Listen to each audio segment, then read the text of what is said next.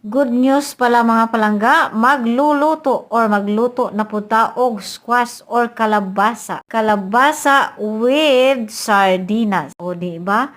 Sobrang lami ito ang sardinas dahil malasa. Of course, butangan na to onions, garlic, og ginger para malami gyud siya sigurado.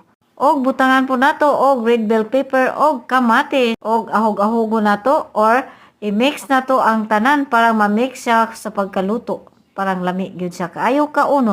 Og gibutangan day pula nato og asin gamay lang parang dili ta ma high blood pressure. Dahil pag ma high blood tayo delikado ang atong lawas or katawan. So mix lang hangtod nga maluto sa og mix or pantay. So, ang gigamit na ako nga luwag ay wooden nga luwag. Mara to, bye! I love you all. Magtilaw ta.